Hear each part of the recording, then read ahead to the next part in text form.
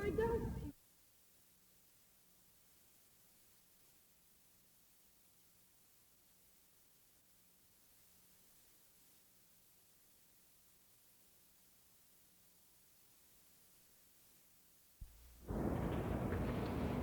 Wow. What's the kind?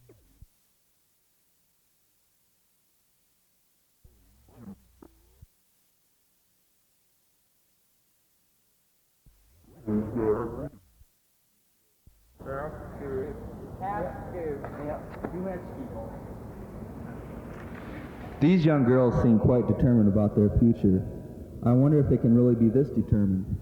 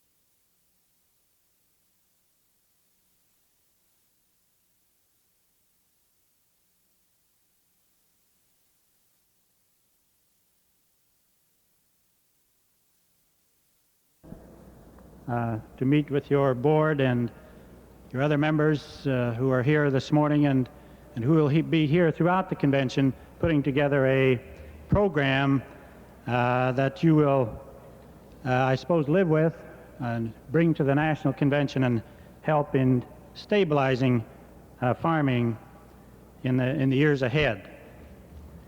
I was real pleased, Ben, when you invited me to come to this convention and speak to you. I've never been to South Dakota before, and I told my wife, now we're going to see South Dakota.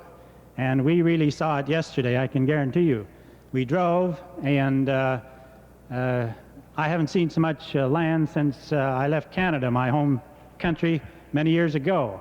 And it was a real thrill to see those rolling hills, that beautiful farmland, and those beautiful, cheap cattle all over those hills. It makes you just a little heartsick when you see those cattle and realize that they're not really worth as much as they look like they should be.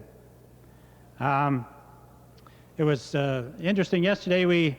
I sometimes have trouble with my directions, and yesterday got on the wrong road for about 30 minutes, and boy, I was really frustrated, and finally pulled out my map and discovered what I'd done and made the wrong turn, and I was really fuming and fussing, and my wife says, now don't you worry about that, you just calm down. We've been making really good time anyway. So that's the consolation I get while I'm driving.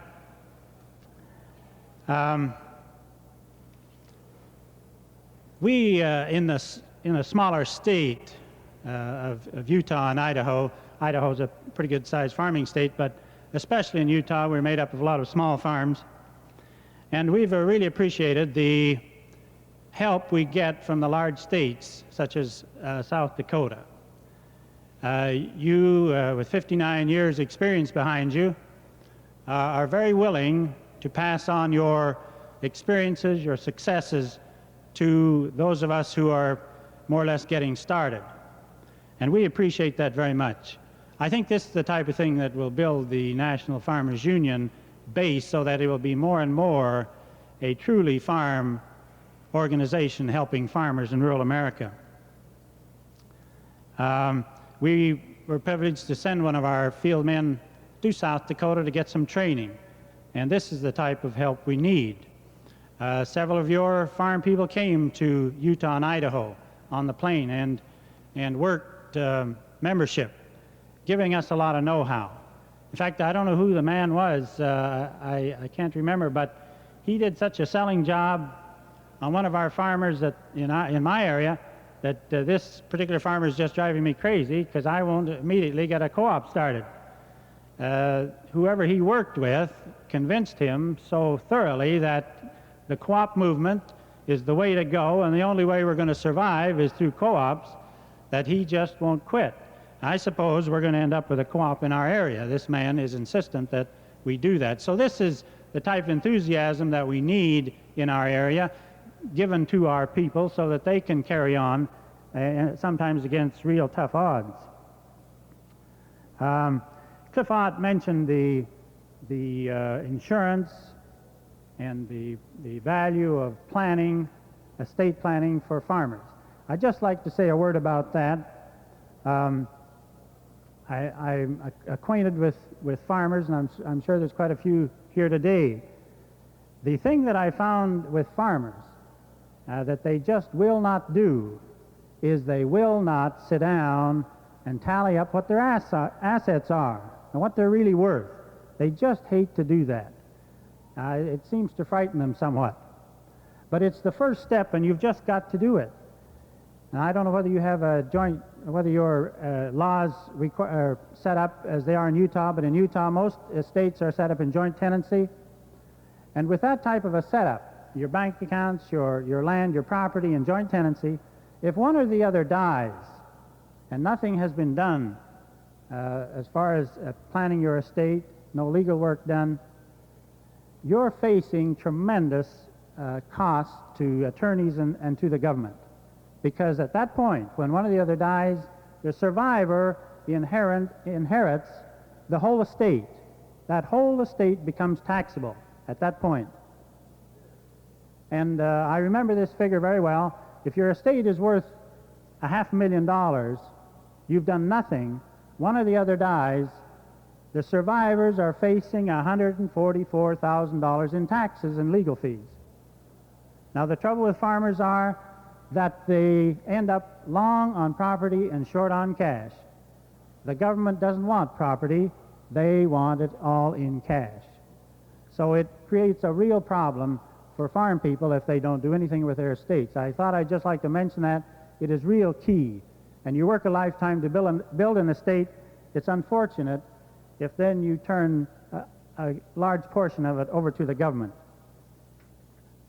And after Ray Novak's report, it made me feel real proud to be a part of this great organization we've got going, great insurance company that we're building here for the benefit of farmers and farm families.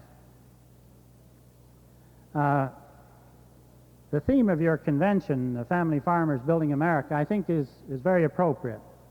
And for a few minutes, I'd just like to say a few things about the family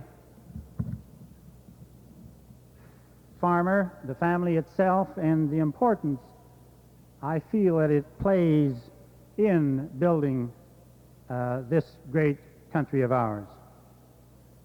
It has indeed been the family farmer who through the years has laid the foundations that has made this country great. Some might ask why we think the family farmer is that important to this nation. The reason we feel this way is because of some basic fundamentals.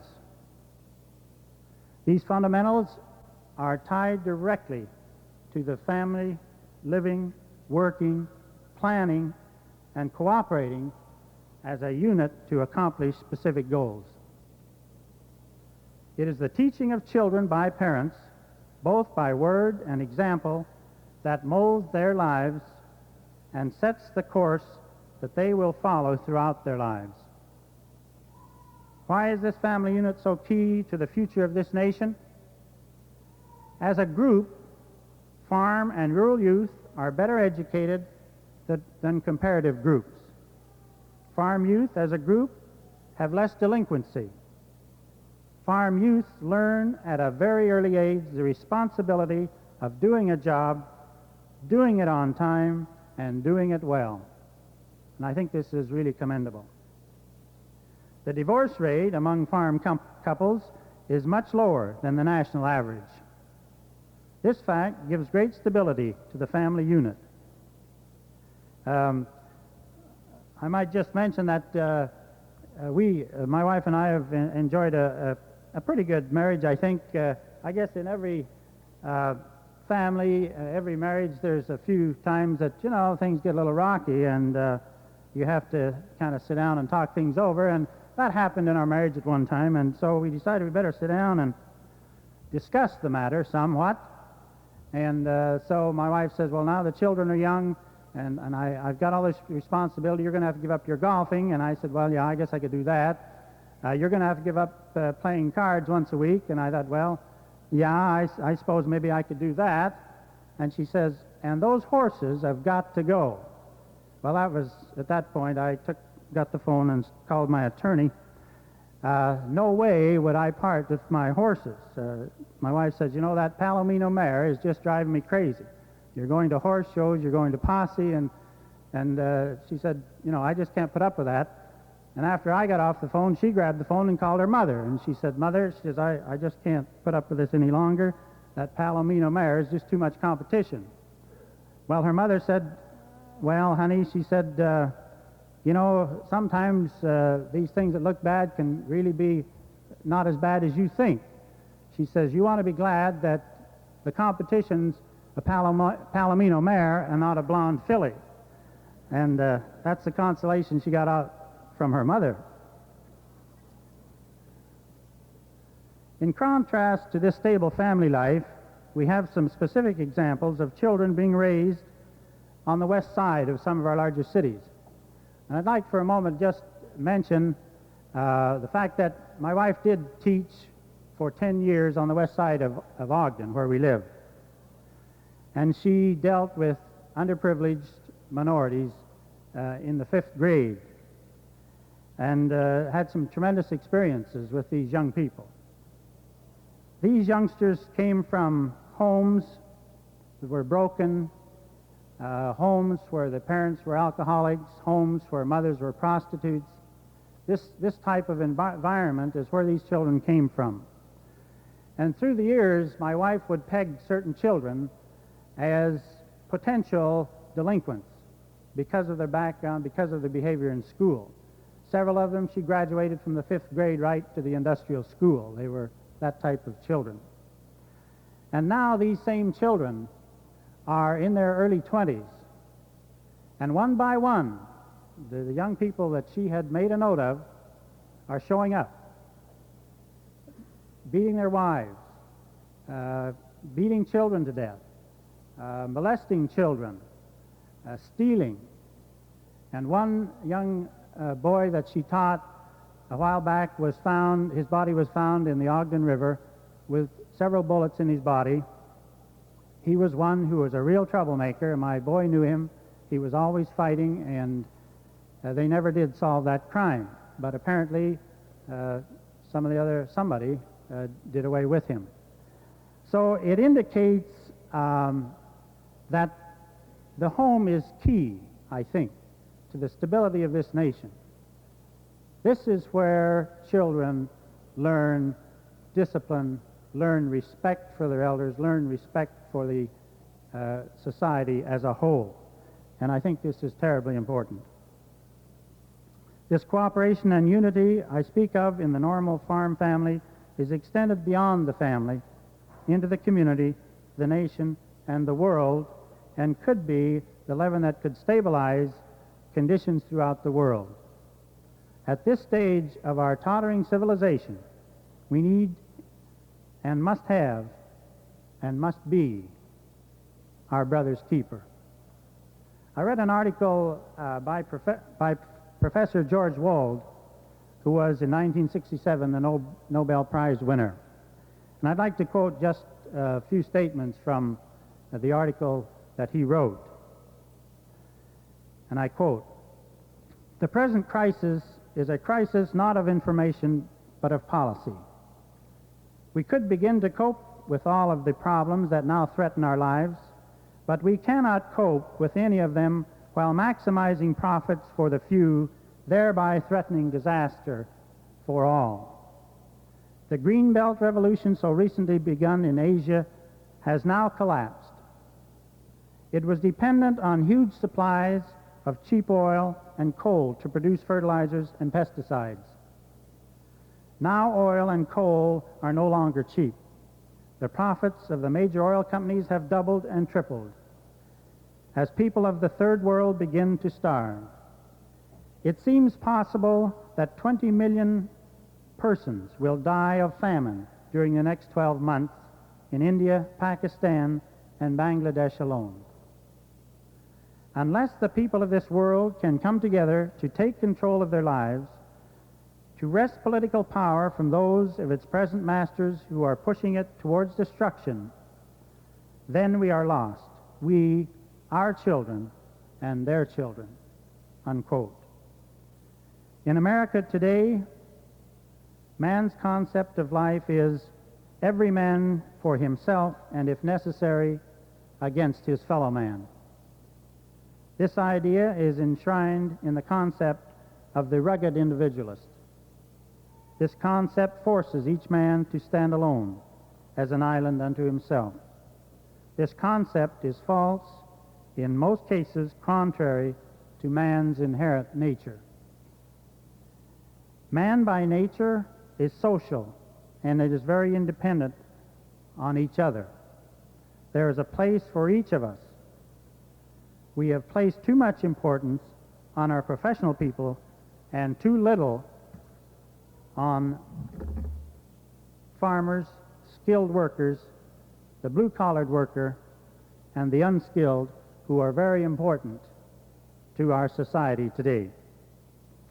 I thought it was very evident, the attitude towards the farmer, when we recently went to Washington, D.C., representing the dairy industry, and met with the Department of Agriculture.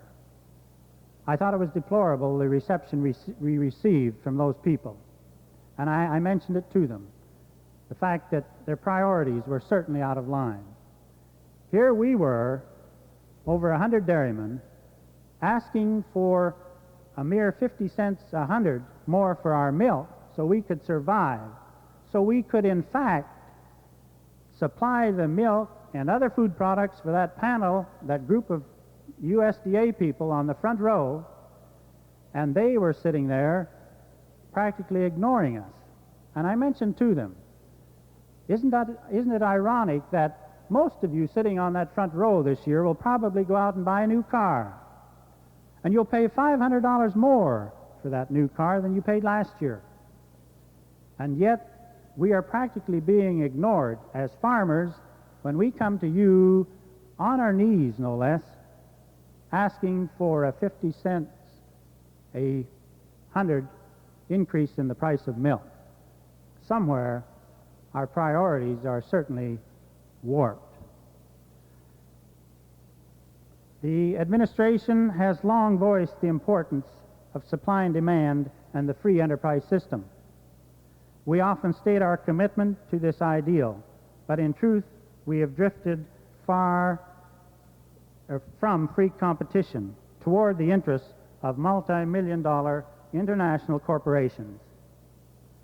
The government has been insensitive to the problems of the individual, the farmer, and the small businessman. President Ford is to be applauded for an affirmative program to fight inflation, but it favors once again the wealthy and the large corporations. He has no real solution for the poor, the infirm, the aged, the laboring man, or the farmer.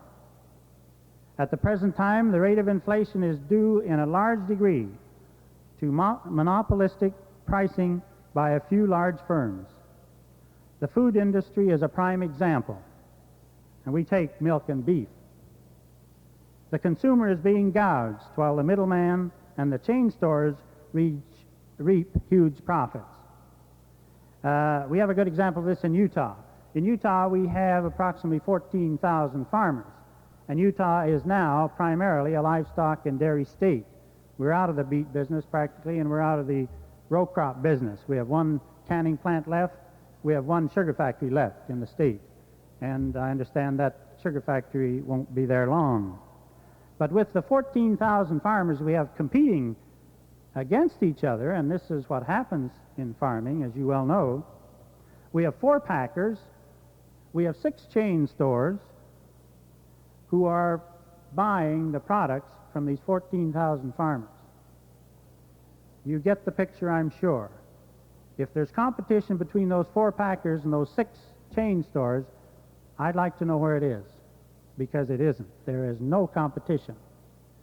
And I followed the price of ground beef, and I've done this for about a year because it always shows up in the supermarket ads. Ground beef is always there. At about 2-3 months ago, Senator Moss from our state alerted the Justice Department to look into the spread between the farmer and the consumer in beef. The day after that was announced in the paper, the price of beef dropped from 79 cents a pound to 69 cents a pound. Just like that. It stayed there 4 days. It went right back up to 79 cents a pound and 80 and in that range. And that stayed there for a couple of months. Then the governor got into the act, and he asked the Attorney General to look into this spread again. Immediately, ground beef drops 69 cents a pound again. Now that type of price manipulating doesn't just happen. Surely if there isn't something, I was going to say hanky-panky going on, they couldn't just all of a sudden drop that price when the public is alerted to what's going on. So I think we need to strengthen some antitrust laws. I think we need to look into this industry that can juggle prices the way they do with no regard for what it's costing them in the first place and no regard for what the consumer is paying for that product. So I would hope that down the road, we in this organization, other organizations can pick up the ball and push for stronger antitrust laws. It was reported last year that the American consumer was paying in the neighborhood of $16 billion because of this price gouging that is going on in this nation today. It's a serious situation. It's one that needs to be looked into.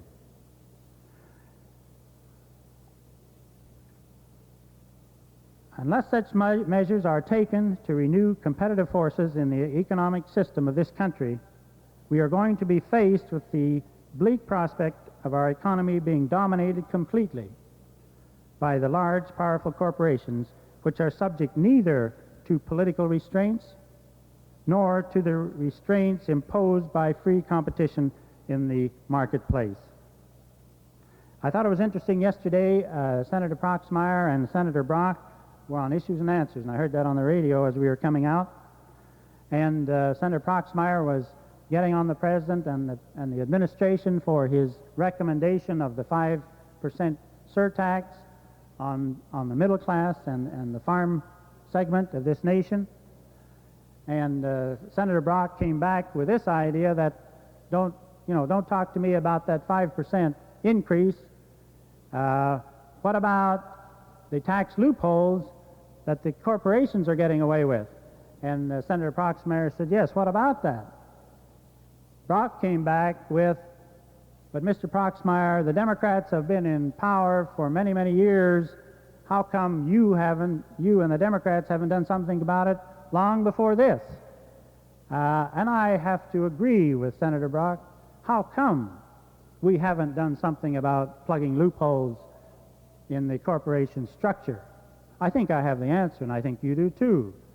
The reason we haven't, the reason we don't, is because the large corporations are paying off both sides. I think we need to look very seriously at the people who we are about to elect to office this year. And Ben, I think it's a great idea tomorrow to have your key political people on the panel, on your program tomorrow, to discuss the issues. This is real key to hear someone, and we heard it all the way over yesterday, candidates talking about all the things they're going to do if they get elected, and I'm really impressed because I don't know any of them. In my state, somebody comes out and says they're going to do this, they're going to do that. I say hogwash because I know this man. I know he probably won't do what he's saying. So all I'm saying is you need to get to know the candidates, get to know what their record is, get to know whether they will in fact do what they say they'll do. This is key. This is the answer to a lot of our problems. And you're in the right organization to do that. The Farmers Union is an organization that is concerned politically, that is concerned with who we send to Congress and to the Senate, to our state houses. This is where the action is. This is what democracy is all about. And that trip to Washington that we took, most of those people from our area anyway, was their first trip, and they were so impressed. Most of them didn't think that you could ever get any results by going to Washington, D.C. and talking to congressmen and senators. Most of them thought, we're going on a vacation, we're going to see all of Washington, and yes, we may get to the Senate or the House chambers, but we're not really going to get into the action.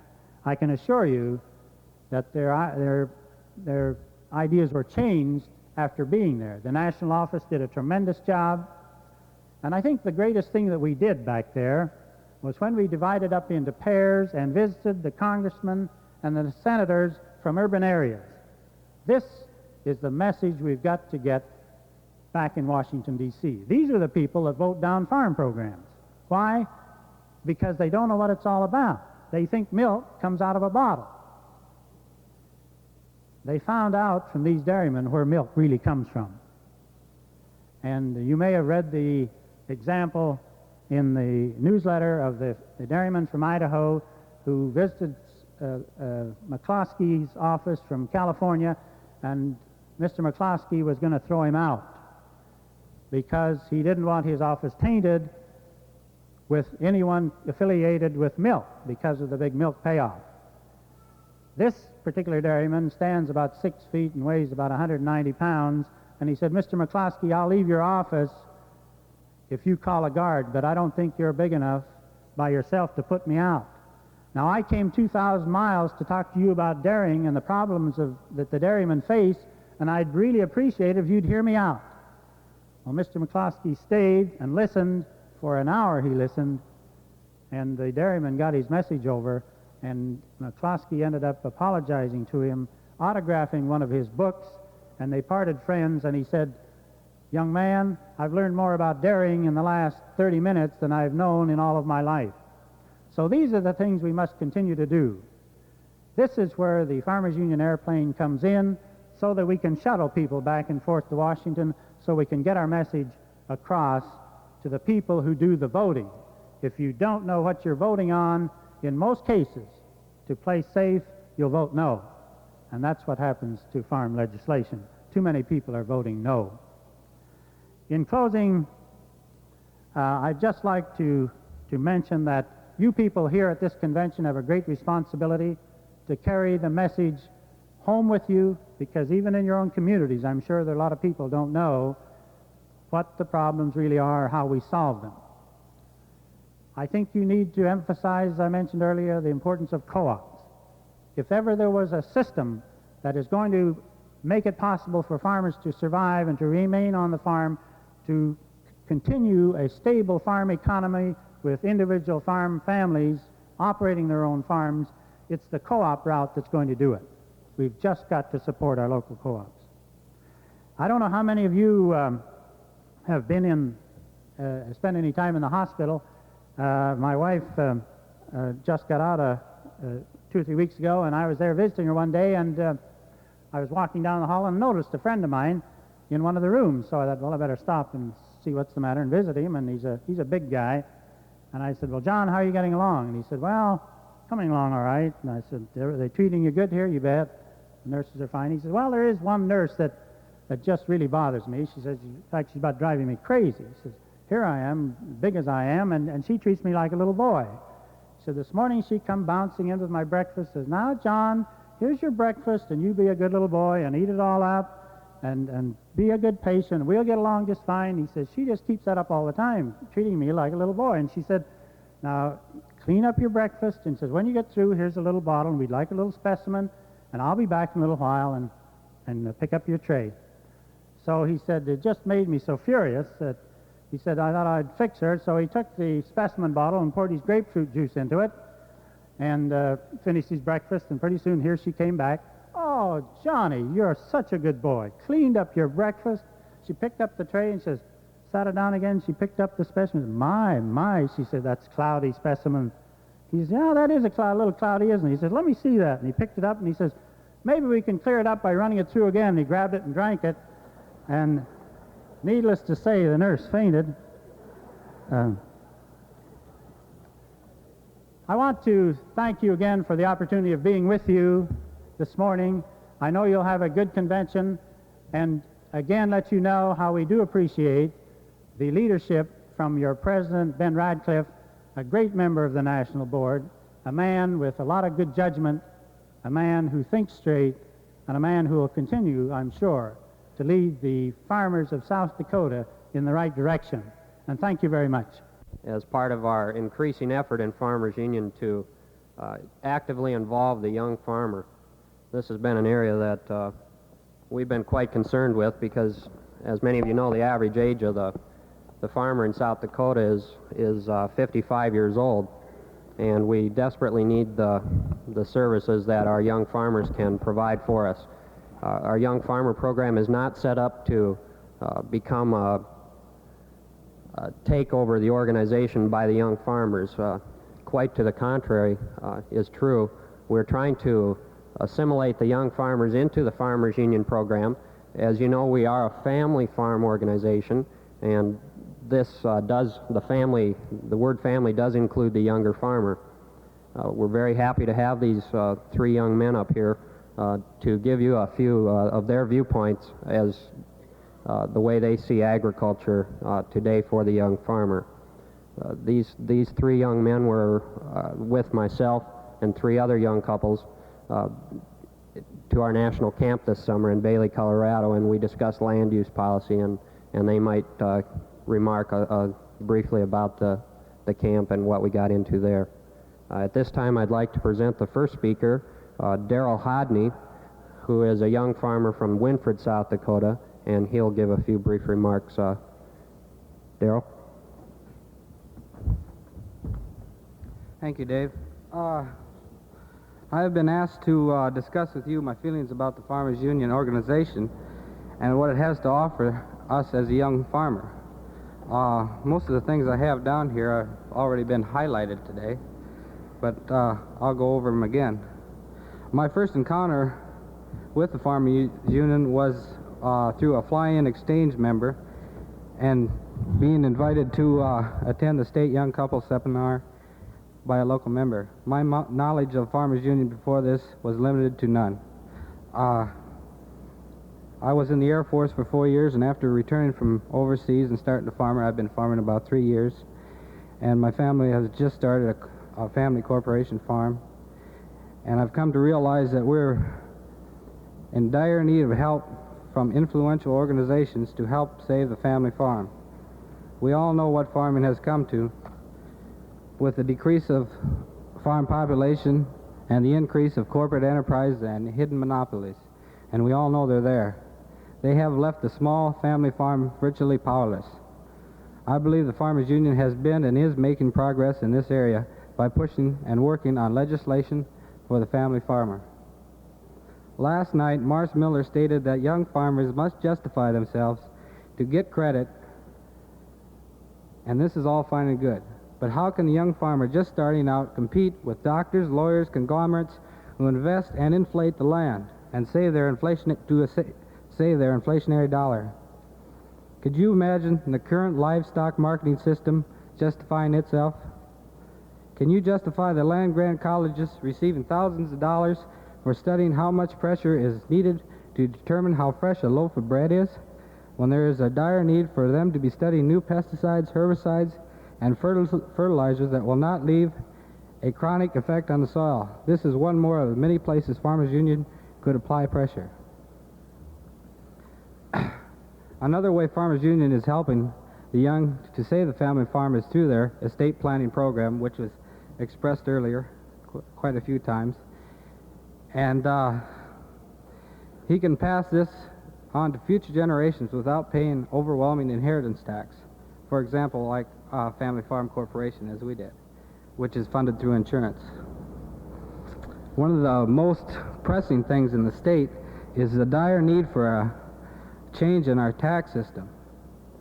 The state tax system now is the most regressive tax system I believe there is in the country. With more and more people moving to urban areas, we cannot compete or pay for their children's school any longer.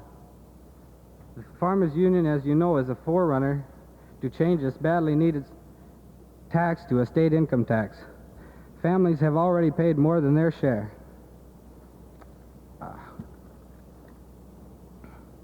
This is going to have to be done with some drastic changes if the young farmer is going to continue, or even start, to try to engage in farming today.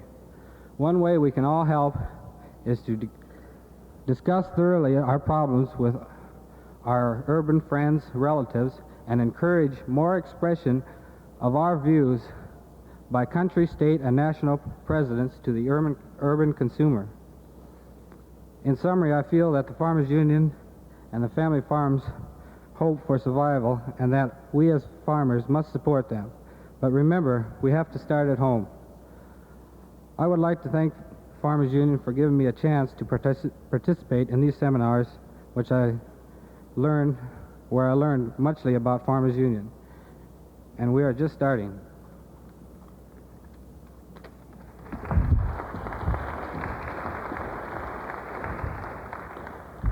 Thank you very much, Darrell. The pages have handed you cards. On those cards, we would ask that you be thinking of certain questions that you might like to ask these young farmers, and feel free to fire away, ask them, put them on the spot up here. This is entitled Young Farmers Viewpoints, and that's exactly what we want to have come out of this type of program. So as they're speaking, be thinking of questions to direct to these three young men on the panel. Our next speaker comes from the Willow Lake area, which was where my grandparents had a homestead, and so I am familiar with his family for many years. His name is Delwyn Bratland, and he's going to tell you a little bit about the way he sees farming for the young farmer. Del?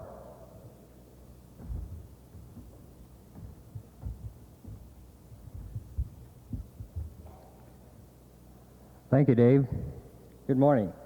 I'm Delwin Bratland, and I farm in the Willow Lake area. And in August, my wife, Barb, myself, and the two children had the opportunity to attend the Young Couple Seminar at the National Farmers Union Education Center in Bailey, Colorado. We were one of the 6 families to represent South Dakota. 10 states were represented at the seminar. We traveled to the seminar by bus, which was a great opportunity for us to get better acquainted. The theme for the seminar was Land Policy, Challenge of the 70s. The week was a good learning experience for all of us because we were divided into small groups and had a chance to hear some of the other people's problems and their viewpoints on the subjects. Problems involving land policy can be placed in 2 basic categories. The first is tenure. Tenure means the ownership of land. It includes how land is acquired, the length of time the ownership is granted, and other conditions. Land reform is the second. It generally is a change of land tenure. It simply changes the conditions of ownership of land. The family farm is a great concept of land ownership or tenure. However, a large percentage of our young farmers have already become serfs or renters.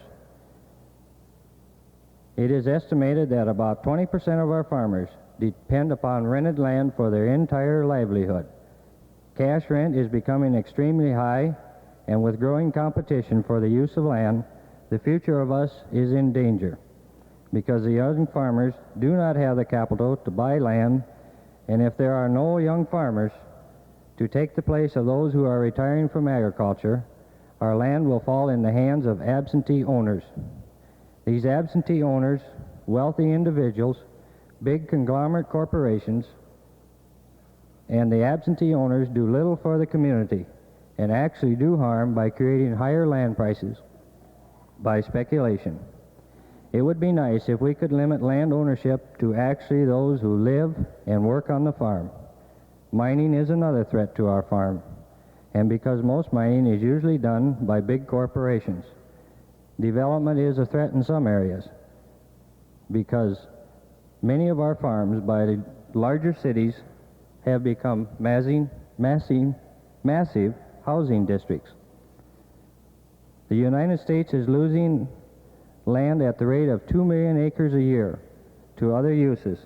If this trend is not stopped, the farmer may become face to face with high prices for commodities and no land left to farm.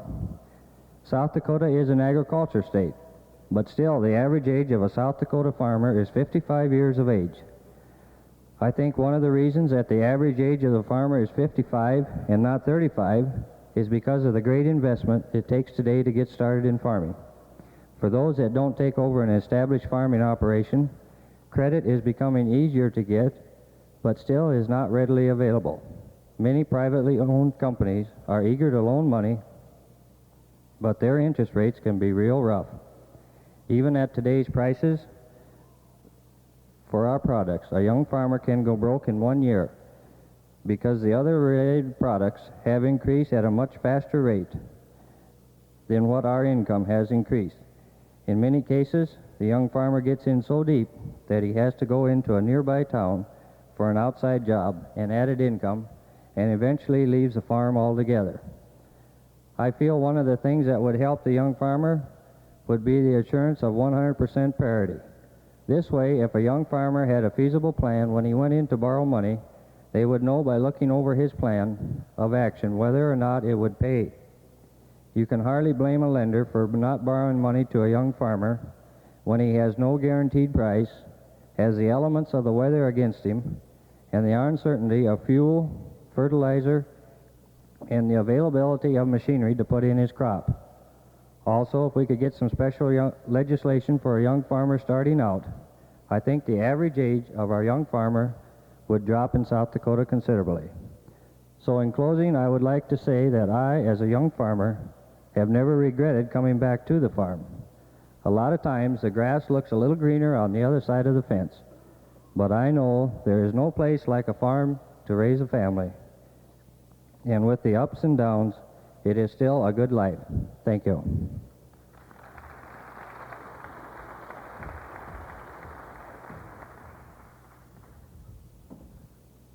Thank you very much, Dale. As I mentioned before, this summer we had my wife and I had the privilege of accompanying 6 young couples to the national camp at Bailey, where we discussed in a seminar type of meeting the various aspects of land use policy and all the things that it encompasses, such as estate planning, wills and trusts, land tenure, and a lot of things that were particularly applicable to the young farmer. Land tenure involves the passing down of farms to the young farmer. We talked about various land bank proposals that have come about in different countries. Canada, you may be aware, has the province of Saskatchewan has a new land bank program in which the old farmers sell their land to the government, which in turn gives the land back at reasonable prices to the young farmer. This caught the attention of our young farmers, and they want us to look into some type of measure, maybe to be administered in somewhat similar fashion to the Saskatchewan Land Bank program. In Farmers Union, we have been working in many areas to actively involve the young farmer, and this summer was a major step in the right direction with this young couple's camp. When we got on the bus from Huron to leave to Camp Bailey, we knew no one in the group. Some of them had met at an earlier conference, but basically they were still strangers to one another. And by the time we left, after we came home, after a week in Bailey, everyone hated to part, and I got a few letters back saying that it seemed kind of lonely around the house, you know, after having so much fun with everyone at Bailey. One of the good things that came out of the conference also was active interest instilled. You could just feel enthusiasm generated in this conference on the part of the young farmers.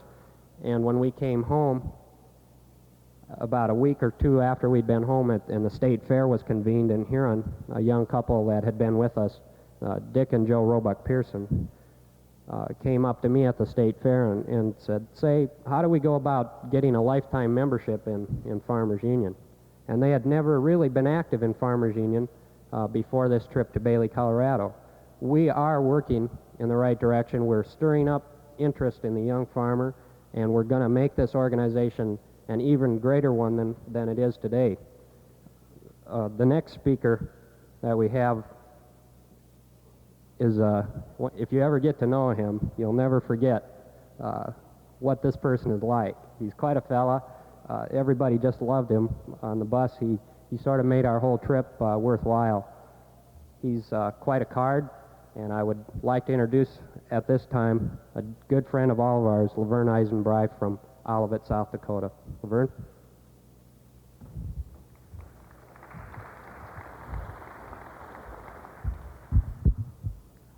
Thank you, Dave. I never met Dave before until we went on this trip to Bailey, and I gotta throw in a little joke on Dave. It seems like he was whenever he went to church on Sunday morning, he really loved to sleep. And the preacher decided one Sunday morning that he's going to see if he can break this dumb habit of Dave's. So when he thought that Dave was sound asleep, he told the congregation, "Now everybody that wants to go to heaven, would you please stand up?" And everybody got up. And then he says, "Now, all those that would like to go to hell, would you please stand up?" And everybody sat down, and at that time Dave woke up, and he's quick jumped up. And he says, "Pastor," he says, "I don't know what you're voting on, but whatever it is, it looks like you and me are in the minority group." My topic is more or less going to be on land use. Land use is becoming more and more of a problem to everyone. Perhaps we feel who live in a relatively small, populated state don't think it will be of effect to us. But it has become an established fact that those who live in a more populated area thought the same thing. Truthfully, I had never even given this matter a serious consideration until my wife and I attended the state seminar in Huron last March, and then again in Bailey last August at the Young Couples Seminar. We heard from many different parts of the country that are now faced with the problem of land use, land policy, and zoning. And they indeed have said, "Don't wait until the problem affects you." Industries are becoming larger and moving out of the city. We can look at any town, Mitchell, Yankton, Sioux Falls, for example, and see that they are continuously building, and these industries are taking up a lot of our land. Along with the industries, we must also consider the sewage problem, which is naturally involves pollution. Where is all the sewage going? This summer, I'm sure many of you heard of the problem along the James River caused by the Mitchell's sewage problem. We need industry, certainly, but we also need agriculture, and since there is a limited amount of land to allow maximum development of all of these uses, we must, as a group of people, decide that the most important use for the amount of land which we have available. Many people fear zoning because they feel they will lose what they already have. This has happened in largely industrial states, and the zoning councils consist mostly of urban representatives. This is where we must be careful to assure our council members are representatives of all the people involved. Mining is one of the most serious land use problems in the United States. As our country has increased, the use of energy mining of all forms has also increased. Strip mining has torn up about 1.6 million acres of land. Since strip mining is done by large corporations, the result has been to pit the people who feel the land is being ruined against the corporations, which are generally controlled by owners who do not live in the communities involved, but may live hundreds or even thousands of miles away. Therefore, it is difficult to get in touch with them if there were a change in a land use to be made. This leads to frustration. Large corporate feedlots are another serious land use threat. When a large number of cattle are put in a small place, the problem of waste disposal becomes extremely difficult. If proper regulations are not enforced, the water in the area can become hopelessly polluted. If too many cattle are placed in too little of the land, even the most efficient sewage disposal system will be unable to handle the waste product. Bigness is a general cause of pollution, and excessive development is often more harmful than helpful for the undeveloped and the undeveloped areas. Development itself poses a land use threat to some areas. Many of our natural areas become mass housing developments. As more housing is built, you need more roads, more services, which need more industries locate there, which leads you into a vigorous cycle. Development should be allowed only when it does not threaten the ecology of a region. People have become so self-centered to the point that they are ignorant of the fact that they will build their homes where it is dangerous for them to do so.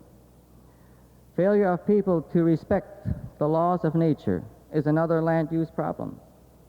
People build on flooded plains are completely astounded when a flood comes.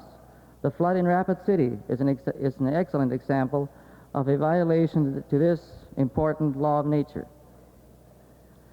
This city will no longer allow people to build on the floodplains. They have created a park in this area as a memorial to the hundreds of people who were killed in the disaster. If this ordinance had been enforced before the flood, there would have been no debt to honor. In California, they are having many problems where people are building anywhere, below the dams, and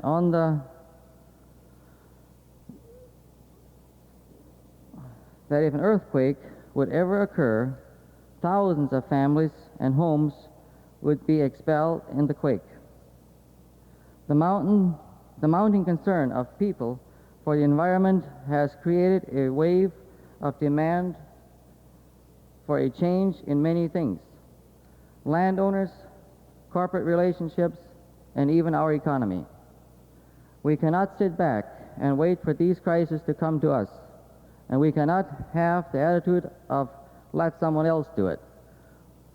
We must, as young farmers, make ourselves aware of things happening around us, especially if we expect our farms to be handed down to our children. We must see that all the legal aspects of our farm ownership are intact so that it can be handed to the next generation without the problems of taxes, courts, and so on. As was mentioned last night, now this was taken in 1969. 15% of the land in the 50 states is cropland. 2% is idle, which makes a total of 17% cropland. Pasture and range land is about 40%. The rest is forest, swamps, wildlife, parks, highways, cities, and what have you. If we don't make some change someplace, like here in the eastern part of South Dakota, where most of the Sioux Falls is growing like mad, most of the good farm crop is in eastern part of South Dakota. And if we don't try and stop some of it somewhere, we won't have no farm ground in South Dakota. I've got one more little joke that I heard last night, and that was where a man got up and made Without family assistance, there's no way, I don't think anybody can, without some kind of help. And no, I didn't have a lot of trouble getting money from FHA because of family assistance at the time. Now this was 3 years ago, and it was a little easier, and the cows I purchased were pretty cheap. But at the time, no, I didn't.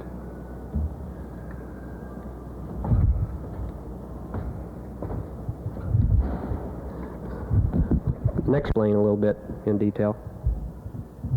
Talk right into the mic.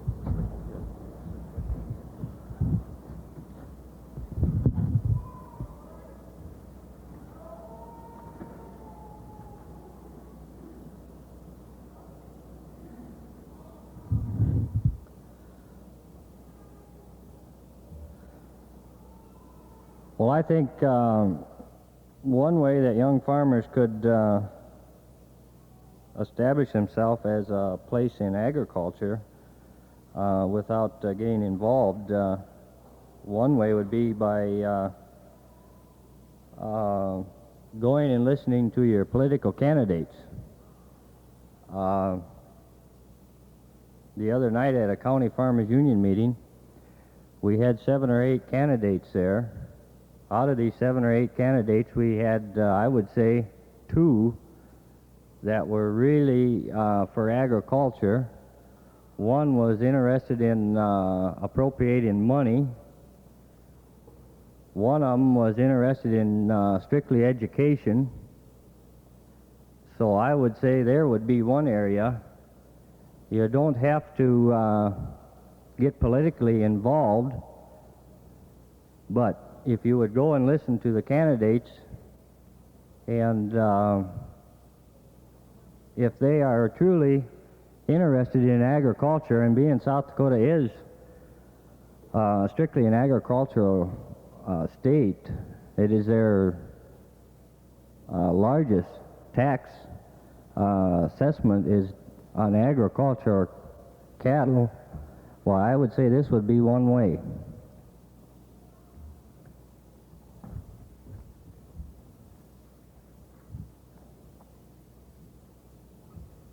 We're not going to have time for all of these questions, but I am trying to sift through some of them, and some of them are repetitious, and so we will get to the main questions. And I'm sure that all the county presidents and all the county, the rest of the county organizations here would like to know this. It has been a problem in our organization getting the young people involved, and this person wants to know what some ways are that we might be able to get the young farmers involved. LaVern? County chairman, and we have got that problem to a certain extent, and we're going to, since the last meeting, we're going to try and see if we can improve that by getting the parents to get their kids to take an active part in the youth program. And I've decided that maybe at every meeting I'm going to try it. I'm not going to say it's going to work. But at every meeting, to maybe give these kids a half an hour or so and perform some kind of a program. Either take charge and have a little meeting of their own, put on a program or something to get these kids going.